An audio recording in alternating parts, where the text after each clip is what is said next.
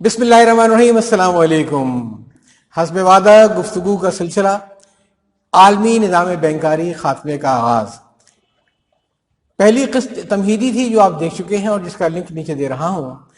आज दूसरी किस्त है और दूसरी किस्त के अंदर मैं इस चीज को उजागर करने की कोशिश कर रहा हूं कि ये जो हमारा ख्याल है कि बैंकारी का सिस्टम इतना बड़ा हो चुका है कि अब ये खत्म होना मुमकिन नहीं है, ये ख्याल गलत है। बैंकिंग के सिस्टम को ख़त्म होना है, लाजमी ख़त्म होना है और बहुत जल्द ख़त्म होना है। इससे पहले आप इस चीज़ को समझ लें कि बैंकिंग का सिस्टम क्यों ख़त्म हो सकता है। एक बुनियादी बात ध्यान में रखिएगा कि जिस तरीके से अफराद की लाइफ का एक साइकिल होता है, उसी तरीके से इदारों की भी लाइफ का एक साइकिल होता है। इदारों का स्टार्टअप पीरियड आता है, उसमें रैपिड ग्रोथ आती है, मेच्योरिटी या बलूगत आती है, फिर वो डिक्लाइन पे आते हैं और डिक्लाइन के आने के बाद उसके बाद दो रास्ते बचते हैं कि या तो वो उनकी मौत वाक़ हो जाती है, इदारे ख़त्म हो जाते हैं, या वो किसी दूसरे इदारे में मर्ज होकर एक रीबर्थ लेते हैं। ये लाइफ साइकिल है जो हर एक का आता है, हर बड़े इदारे का आता है और इसी तरीके से इसको बैंकिंग इंडस्ट्री का आना ही आना है। दुनिया का सबसे कदीम तरीन इदारा एक कंस्ट्रक्शन कंपनी कहलाती थी जो कभी माबदों की ताबीर किया करती थी और ये उस वक्त से काम कर रही थी जब हुजूर अकरम की उम्र कोई 8 साल के करीब थी। लेकिन 2006 में जाने के बाद ये कंपनी भी बंद कर दी गई आउट ऑफ बिजनेस होने की वजह से और अब इसका वजूद नहीं है। इस वक्त अगर कोई वजूद है दुनिया के कदीम तरीन बिजनेस का तो एक फैमिली ओन बिजनेस है, एक छोटा सा होटल है और जो जापान के अंदर है, जिसको 52 नस्लें चला रही हैं और जिसमें तकरीबन सिर्फ 37 कमरों का है। इसके अलावा बिजनेस कंटिन्यूटी की कोई मिसाल नहीं मिलती है। अगर कहीं नहीं मिलती है तो बैंकिंग सेक्टर में भी नहीं मिलेगी। ये 300 साल की इसकी उम्र है, काफी हो गई है, अब इसको खत्म होना ही होना है।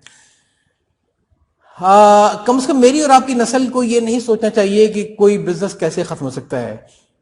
हमने अपनी आंखों के सामने देखा कि टेलेक्स मशीन जिसके बगैर माशियात मुमकिन नहीं थी और जिसके साथ आपको मालूम है कि इस जमाने में साइड बिजनेस होते थे कि लोग अब एक टेलेक्स ऑपरेटर के तौर पे बाजारों में खोल लेते थे ऑफिस, ये कि लोग टेलेक्स लेने और भेजने का काम करते थे।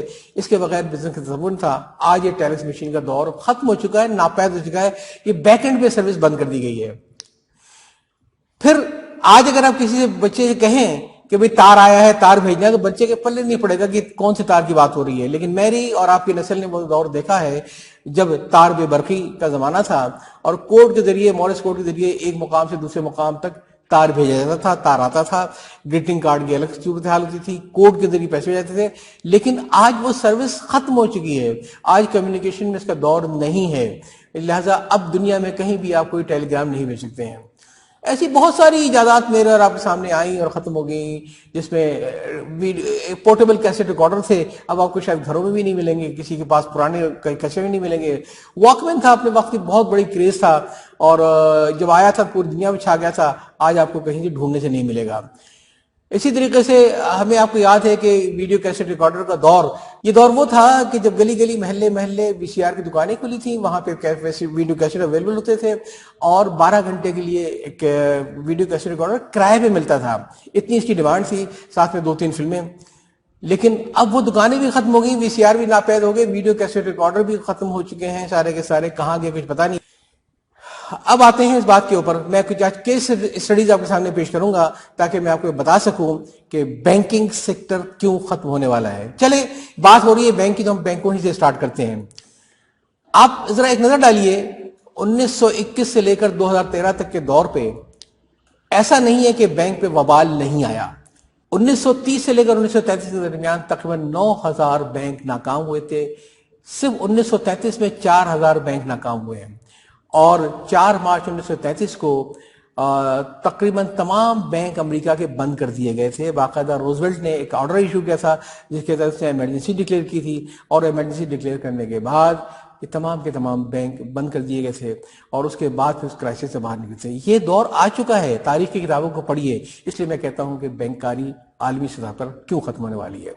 बैंक पर दूसरा बुरा वक्त और 1983 से लेकर 1993 के दरमियान में है और इस वक्त बैंकों को बड़ा नुकसान पहुंचा। उस लेवल का तो नहीं था जिस लेवल का पहले नुकसान हो चुका था, इसलिए कि बीच में फेडरल डिपॉजिट इंश्योरेंस वगैरह के जरिए काफ़ी चीज़ें कवर कर ली गई थी, लेकिन फिर भी 500 के करीब बैंक बंद हुए। और तीसरा और आखिरी जो दौर आया वो आपको मालूम है कि 10, 11, 12 میں آیا جب وہ ببل برسٹ جسے کہتے ہیں کہ مارگیج فائنینسنگ جو تھی خراب قسم کی جو بیٹھی ہے، تو آپ کو اچھی طریقے سے معلوم ہے کہ اس کا امپیکٹ کیا ہوا تھا. نہ صرف یہ کہ خاصا پیسہ دینا پڑا، بھرنا پڑا، بلکہ لوگ کلاش ہو گئے. پھر اگر ہم بات کرتے ہیں 9/11 کی، 9/11 کی، تو آپ کو معلوم ہے کہ اس وقت کیا ہوا تھا کہ دنیا کا چوتھا بڑا انویسٹمنٹ بینک جو تھا وہ یوں تو اس کا جب ورلڈ ٹاور سے جہاز ٹکرایا ہے اس کا ہیڈ آفس، اس کے 3 فلور وہ سارے کے سارے بند ہو گئے، 2 اس کے کور آفس وغیرہ بند ہو گئے. لیکن 6 دن کے اندر اندر وہ بینک اپنے پیروں پہ کھڑا ہو گیا تھا، فائنینشیل مارکیٹ میں ریفنڈ ہو گیا تھا. 2 ہفتے بعد اس نے اپنے ایک نارمل ڈیلی کام سٹارٹ کر دیے، ہوٹل شیرٹن کرائے پہ لے لیا، 643 کمرے تھے اس کے، اور with in a period of 2 months اس نے 32 منزلہ بلڈنگ پرچیز کر کے $700 ملین کے عوض اپنے تمام ہیڈ آفس وہاں شفٹ کر دیے. Business was equal. یہ اس کا ایک اینگل ہے. اور دوسرا اینگل یہ ہے کہ ایک دن ایسا ہوا کہ اچانک وہاں پہ پینک پھیل گیا، لوگوں کو سنبھلنے کا موقع نہیں ملا. وہی بینک تھا، لوگوں کو سنبھلنے کا موقع نہیں ملا. اور اس دن یہ تھا کہ معلوم ہوا کہ ببل برسٹ ہو گیا ہے، اور جو ایک مصنوعی نظام بینکوں کو پروفیٹیبل لگتا ہے وہ ٹوٹ گیا ہے. یہ وہ بینک ہے جو کہ آج سے نہیں 1850 سے کام کرتا ہے. جب 1850 کا بنا ہوا یہ بینک ستمبر 2008 میں بند کرنا پڑا، اس وقت اس کے ملازمین کی تعداد 25,000 سے زیادہ تھی. اور اس وقت بھی جب یہ بینک بند کیا گیا اس کے اثاثوں کی مالکیت $639 بلین سے زیادہ تھی. تو بھائی ملازمین کی اتنی بڑی تعداد کا ہونا اور بینک کے اثاثوں کی ملکیت کا ہونا یہ اس بات کی ضمانت نہیں ہے. آپ بم بلاسٹ سے سروائیو کر سکتے ہیں لیکن جو بینکنگ کی ڈسکرپنسیز ہے اس سے سروائیو نہیں کر سکتے. میں آپ کو کچھ اور کیس سٹڈیز میں آپ سے شیئر کرنا چاہوں گا جس کو دیکھ کے آپ کو اندازہ ہوگا کہ جو بڑے بڑے جناتی قسم کے ادارے ہوتے ہیں وہ کس طریقے سے بند رہتے ہیں. میں آپ کو مثال دیتا ہوں ایئر لائن انڈسٹری کی. ایئر لائن انڈسٹری کا نام تو غور کیجئے، کون کون سے نام ایسے تھے جو اپنے دور میں بڑے جناتی نام تھے. یونائٹڈ ایئر تھا، ڈیلٹا ایئر ہوا کرتی تھی، اور پھر اسی طریقے سے سوئس ایئر تھی.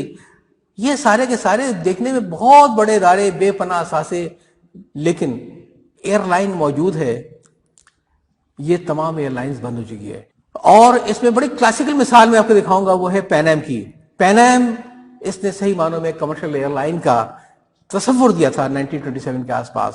یہ ایک زمانے میں کہتا ہوں کہ امریکہ میں ہر لڑکی کا، ہر ٹینیجر لڑکی کا ذہن کا سب سے بڑا خواب تھا کہ میں کسی صورت سے مجھے اتنی میں لکی ہو جاؤں کہ مجھے پین ایم کے اندر ایئر ہوسٹس کی جاب مل جائے. اس نے یہ سارے کانسیپٹ دیے تھے پورے یہ.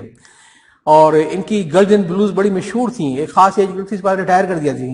اتنا گلیمر تھا، اتنا سب کچھ تھا. آج پین ایم کا وجود نہیں ہے. ایک دوسری میں کیس اسٹڈی پیش کرنا چاہوں گا کوڈک کی. کوڈک ظاہر ہے کہ اس سے بڑا لیڈر کوئی نہیں تھا فوٹوگرافی کی دنیا میں. 1888 میں اس کا کام کا سٹارٹ ہوا، اور جو اس وقت کی کمرشل کمپین چلائی گئی تھی کوڈک کے لیے، ایک نے ڈالی ہے اس کے اوپر. یہ 1928 میں کوڈک ہی تھا جس نے پہلی بار موشن پکچر کو، کلر پکچر کو سٹارٹ کیا ہے. کلر موشن پکچر لانے والا کوڈک تھا. 1976 میں اندازہ کیجئے گا کہ کوڈک کمپنی کا عالم یہ تھا کہ 90% مارکیٹ شیئر کوڈک کے پاس تھا. 85% کیمرہ سیل یو ایس ایف جیتی تھی وہ صرف کوڈک کی ہوا کرتی تھی. 1,45,000 افراد کوڈک میں کام کیا کرتے تھے دنیا بھر کے اندر. یہ اور لوگ اکثر سمجھتے ہیں کہ کوڈک اس لیے فیل ہو گیا کہ ڈیجیٹل کیمرہ آ گیا ہے. ایسی بات نہیں ہے. دنیا کا پہلا ڈیجیٹل کیمرہ کوڈک نے ایجاد کیا تھا، اور اس پہ ایجاد کرنے پہ کتنا خرچہ ہوا تھا؟ $5 بلین کا.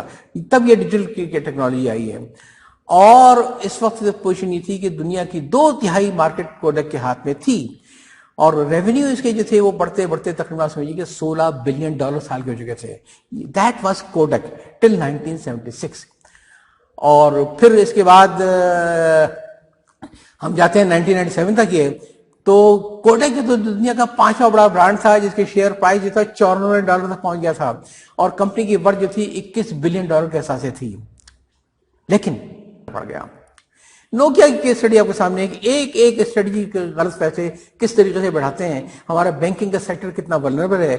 اگر آپ نوکیا کو دیکھتے ہیں تو معلوم ہوا کہ 2009 تک نوکیا کا شیئر سن 2009 تک مارکیٹ میں 38.6% تھا، اور جو 2014 میں آ کے بالکل وینش ہو گیا. اور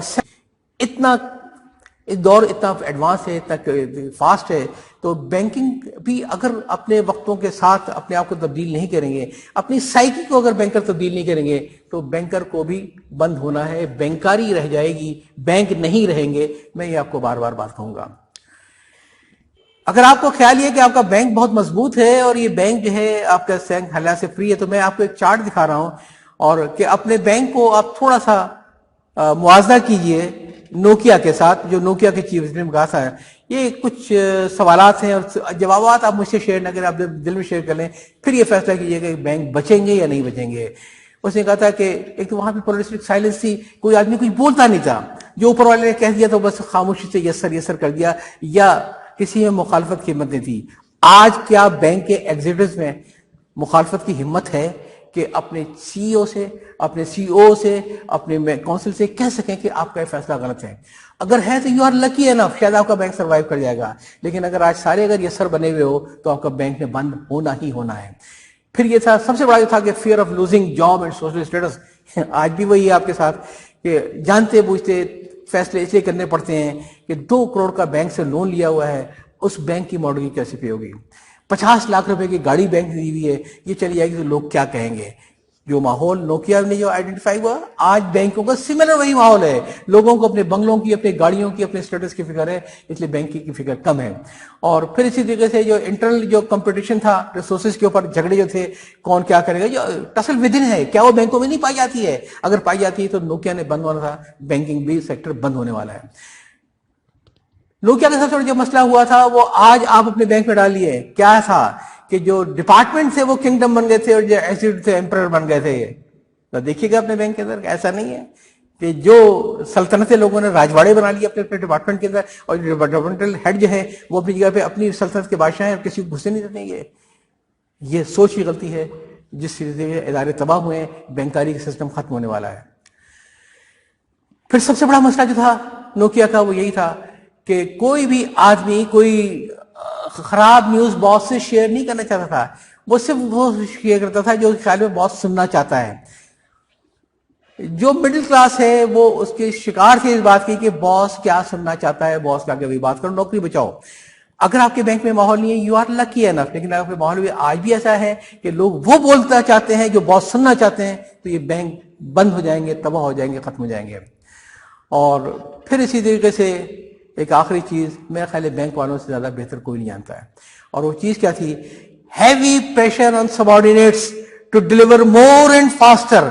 No was not acceptable. Subordinates were reluctant to give honest feedback. سوچیں صحیح بینکوں میں کیا ہو رہا ہے. ٹارگٹ اچیو کرتے ہیں، پھر نئے ٹارگٹ آتے ہیں.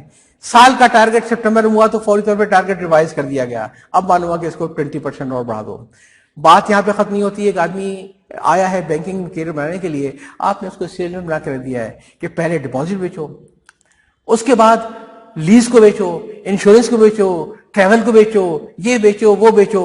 وہ اسی میں لگا رہتا ہے، اس کی اپنی زندگی تلخ ہو کے رہ گئی ہے. اور انفارچونیٹلی میرا خیال ہے کہ آپ سوشل میڈیا پہ جا کے سچی سٹوریز دیکھیں گے تو آپ کو معلوم ہوگا کہ جب لوگ ٹارگٹ اچیو نہیں کرتے ہیں ان کو کتنا ہیومیلیٹ کیا جاتا ہے بینکوں کے اندر. کمیٹی میٹنگ میں، سینئر کمیٹی میں ہمارے ہے جیسا بینکنگ اتنی بڑی ہے اور ہم اتنے بڑے ہو گئے ہیں، ہم اتنے بڑا بینک ہیں، we are amongst 5 top bank, we are amongst, ہمیں تو کچھ ہو ہی نہیں سکتا ہے. ہم نے تو یہ چیزیں سٹارٹ کی ہیں، ہم تو یہ ساری لے کر آئے ہیں. پہلے ڈیبٹ کریڈٹ تھا خالی، یہ ساری بینکنگ پروڈکٹس ہماری یاد کی ہوئی ہیں. یہ سکوک ہیں، یہ ڈیونچر ہیں، یہ فلاح ہے، یہ فلاح، یہ سب ہم نے یاد کیا. نہیں، ایسا نہیں ہے. لوگ بھول جاتے ہیں بھائی کہ کس نے سٹارٹ کیا تھا. کمپیوٹر کی اگر میں بات کی جائے تو آپ مجھے بتا سکتے ہیں کہ دنیا کا پہلا کمپیوٹر کون سا تھا جو اس ملک میں آیا تھا اور چھایا تھا؟ کیا نام اس کو آپ کو معلوم ہے؟ آئی بی ایم؟ نہیں، وہ آئی بی ایم نہیں تھا. وہ آئی بی ایم نہیں تھا. ایپل؟ نہیں، وہ ایپل بھی نہیں تھا. Guinness book of world record کے مطابق کموڈور نے کوئی ماڈل تبدیل کیے بغیر سب سے زیادہ پرسنل کمپیوٹر بیچے تھے. اور آج نہیں، 1982 میں کموڈور نے 3 کروڑ پرسنل کمپیوٹر بیچا تھا جو سنگل ماڈل تھا. آج کموڈور کا لوگ نام نہیں جانتے. لوگ بھلا دیتے ہیں. لوگ یقین کیجئے جب بینکاری سروس آلٹرنیٹ چینل سے ملے گی تو لوگ بھول جائیں گے کہ یہاں جہاں پہ آج ایک پیزا شاپ کھلی ہوئی ہے یہاں فلاں مشہور بینک ہوا کرتا تھا. ایپل کی تاریخ بھی بڑی عجیب قریب سی تاریخ ہے. ضروری نہیں ہے کہ اگر آپ وہ ہو ٹائم ریڈر. میں ایک آپ کو چھوٹا سا ایک ویڈیو کلپ دکھا رہا ہوں کہ جناب وہ ایپل جو دنیا کا کامیاب ترین کمپیوٹر کہلاتا تھا، آپ کو پتا ہے دنیا کے مہنگے ترین کمپیوٹر جب اس نے ایپل کے مارکیٹ میں ناکام ہوئے ہیں اس کو باقاعدہ لینڈ فل سائٹ کے اوپر کھدائی کر کے کچرے میں اس کو دفن کروانا پڑا. یہ چھوٹی سی مووی آپ. But today we're introducing 3 new Lisas. The first is Lisa 2 with 512 KB of RAM and a 3.5-inch disc for $3,495.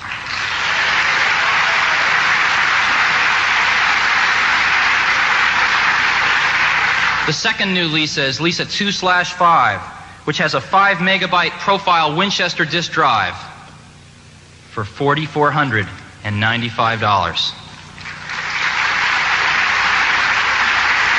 And the third new Lisa is Lisa 2/10. It has a built-in 10 megabyte Winchester disk drive which sits right above the floppy, and it's priced at $5,495. Sliding in at number 2, Lisa. Arguably a technical success, it just didn't sell and was quickly overshadowed by the Macintosh. In 1989, Apple dumped around 2,700 Lisas in a guarded landfill in Logan, Utah. They even guard their trash jealously. دکھاتا ہوں میں. تو کوئی بھی چیز آخری ذات سے اللہ کی ہے وہی باقی رہ جائے گی. یہ بڑے بڑے جو کارپوریٹ ہاؤسز ہیں، بڑے بڑے جو بینکس ہیں اور مرچنڈائز ہیں، یہ باقی نہیں رہیں گے. اس لیے جو وقت باقی رہ گیا ہے اس میں کوالٹی آف لائف کو امپروو کریں، اس میں اپنے یہ دیکھیں کہ ہم کتنا اس کو بہتر کر سکتے ہیں. جیسے ایک آدمی سمجھتا ہے کہ یہ سکسیس سٹوری ہے. سکسیس کے ساتھ تو سب سے بڑا مسئلہ یہ ہے کہ جو لوگ خدا نخواستہ ایک بار سکسیسفل ہو جائیں وہ اپنے آپ کو پتہ نہیں کیا سمجھنے لگتے ہیں. جیسی پینی کی مثال آپ کے سامنے، وہی سیم ران جانسن تھا جو کبھی ایپل میں تھا، اور ایپل میں سے جب جوائن کیا تھا ایئر 2000 میں تو 2 سال میں اس نے $1 بلین کی سیل پہنچا دی تھی ایپل کی ہے. اور ساتھ ہی ساتھ اس نے تقریباً 400 سٹورز دنیا بھر میں قائم کر دیے ایپل کے. اسی ران جانسن کو جیسی پینی والے لے کر اپنے پاس آئے کہ یہ کرزما جو تمہارا تھا کامیابی کا، اس کو آ کے ریپیٹ کر دو جیسی پینی کے سٹورز کے اندر. یہ جب اس نے لانچ کیا ہے، اس کو جوائن کیا ہے نومبر 2011 میں، تو اس نے $53 ملین کی سیلری دی گئی تھی. سیلز جیسی پینی کی اسی ایپل کے سی او کی جو تھی جیسی پینی آنے کے بعد سیل اتنی ڈراپ ہوئی ہیں کہ اس کی تنخواہ 1 سال بعد 96% کم کرنی پڑ دی گئی. بعد میں نکالا گیا اور اس کی ہوپ فل پرفارمنس تھی، اس کو بورڈ نے فائر کر دیا. کامیاب ترین آدمی ایپل کا جیسی پینی میں جا کے ناکام ترین ہو گیا. ایک خوش فہمی یہ بھی ہے کہ بینکوں کے برانڈ اتنے مضبوط ہے، کنزیومر کیا بیچتا ہے؟ برانڈ فیصلہ کرے گا نا. بینک کا برانڈ اتنا مضبوط ہے کہ ایک انڈیویجول کنزیومر کی کیا مجاوبہ اس کے سامنے ہے. یہ آپ کی خوش فہمی ہے. برانڈ کی مضبوطی کا اداروں کو فائدہ نہیں ہوتا ہے. برانڈ کی مضبوطی اداروں کی تباہی کا سبب بن جاتی ہے. آپ کے اوپر ایک نشہ چھا جاتا ہے. اتنا بڑا XYZ بینک لمیٹڈ، اتنی ہماری برانچز، اتنے ہمارے سٹاف، یہ ہمارا پروفٹ بیفور ٹیکس، یہ ہمارا پروفٹ ٹیکس، ہم کہاں جا سکتے ہیں؟ اور کنزیومر کس کے پاس جائے گا؟ یہ دور وہ نہیں ہے. اب آپ کنزیومر کے ساتھ نہیں کھیل سکتے ہو، کنزیومر آپ کے ساتھ کھیلے گا.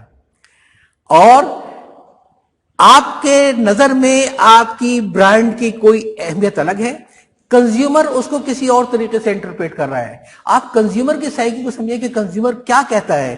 جب یہ کمپیوٹر کہتا ہے کہ جب کنزیومر ہی کہتا ہے کہ میں XYZ بینک کے ساتھ کام کرنا چاہتا ہوں کیونکہ XYZ بینک کی یہ خوبیاں ہیں، اس کی اپنی انٹرپریٹیشن الگ ہے.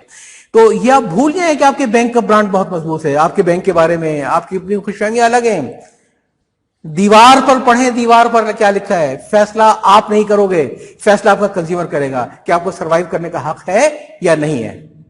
قسط نمبر 2 یہاں پہ ختم ہوتی ہے اور قسط نمبر 3 کا انتظار کیجئے. جو قسط نمبر 3 میں یہ جائزہ لوں گا کہ عالمی بینکاری دراصل قانونی نظام کا ایک حصہ تھی.